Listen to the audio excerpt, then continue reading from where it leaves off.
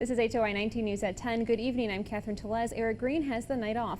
We'll get to those stories in a moment, but first, here's Storm Team 19 Chief Meteorologist Chuck Collins with your first look at the forecast. Chuck? Well, Catherine. A mystery tonight surrounding the disappearance of a local man who was last seen near the Mackinac River. According to the Woodford County Sheriff's Department, 24-year-old Abel Martinez was last seen around 5:30 last night. He was kayaking on the Mackinac River, where the river crosses U.S. Route 150. That's just east of Goodfield near the Mackinac Dells Bridge. Martinez was last seen on the shore. It's unknown how he went missing from there.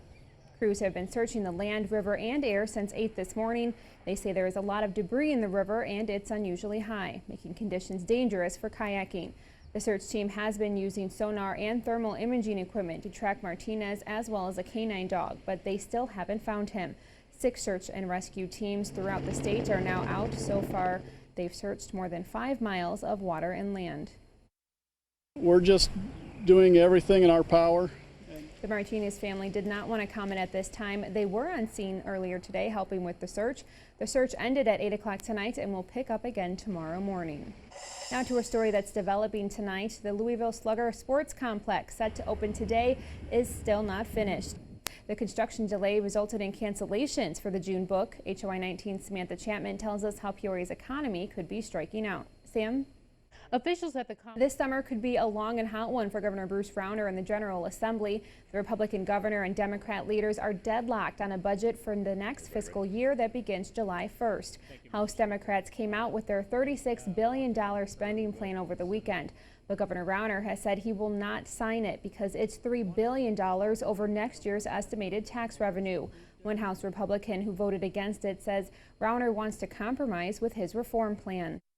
Some of the governor's reforms include a property tax freeze and workers' comp reform. House members are scheduled to return to Springfield Thursday, and the Senate is scheduled to return June 9th.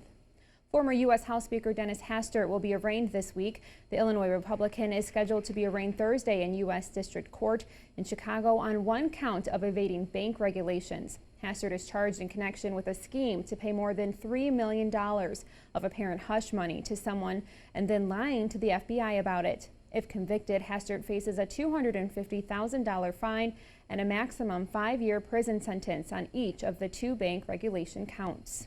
In HOI News follow-up now, Terrence Dottie will spend life in prison for the murder of Tanya Bargman. Dottie led a statewide manhunt after he was suspected of killing a coworker in Rockford last June. While on the run, he killed Tanya Bargman at a rest stop. Dottie was sentenced today by a judge in Lee County. He did not appear at the sentencing because he said he did not want to face Bargman's family. Each week, HOI 19 News teams up with local law enforcement to get wanted fugitives off the streets. This week, the Peoria County Sheriff's Department is looking for 27-year-old Janisha Daniel. She's wanted on battery, retail theft, and cannabis possession charges. Daniel is 5'9" and weighs 300 pounds. Her last known address was in the 700 block of West Hamilton in Peoria. If you know Daniel's whereabouts, you're asked to call the Peoria County Sheriff. For more on other fugitives featured on Manhunt Monday, head to CINewsNow.com. A machinery fire at Caterpillar's KK plant in East Peoria sent emergency crews rushing to the facility early this morning. The report originally came in as a roof fire around 5 o'clock. CAT evacuated workers for about an hour while East Peoria firefighters and the company's own emergency team responded to the flames. No one was hurt. A company spokesperson says there was only limited damage. A fire that destroyed a business on Peoria's south side is being investigated as arson. The fire broke out this morning around 1 o'clock at 309 Auto Care. The business is located on Southwestern Avenue. Police believe the fire was started after a burglary. 2 TVs and a computer were reportedly stolen from the business before the fire. The owner of the building says no one was inside when he left around midnight. The building is considered a total loss. An alarming lapse involving those charged with protecting the planes we fly on. ABC News breaking the story. A new report. The TSA failing undercover tests, mock explosives and weapons smuggled through airport security checkpoints. Tonight, the urgent new concern, are we safe? ABC's senior justice correspondent Pierre Thomas has more. The Supreme Court has thrown out the case of a man convicted of making threats on Facebook.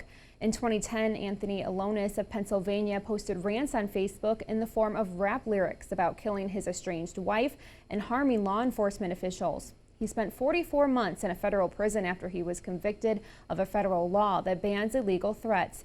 Alonis appealed, saying his lyrics were fictitious. His lawyers argued the rap lyrics were protected by the First Amendment, and he didn't intend for his comments to be threatening. Today, Chief Justice John Roberts said it was not enough for prosecutors to show that the comments of Anthony Alonis would make a reasonable person feel threatened.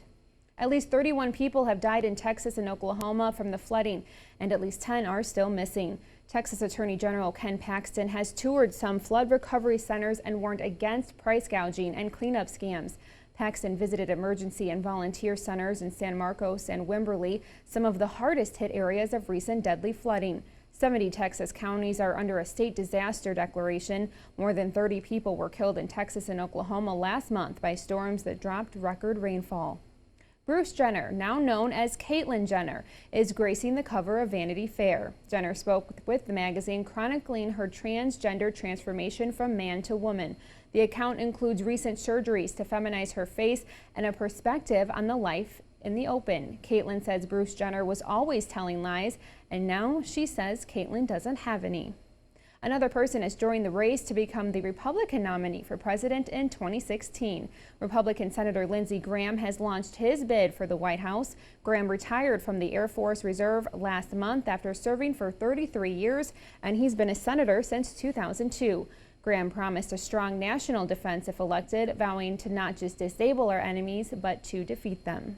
Still ahead on HOA 19 News at 10, Uber wants you to get involved to help bring its services to Peoria. And bicyclists in Normal are about to get a lesson in sharing the road with drivers. You're watching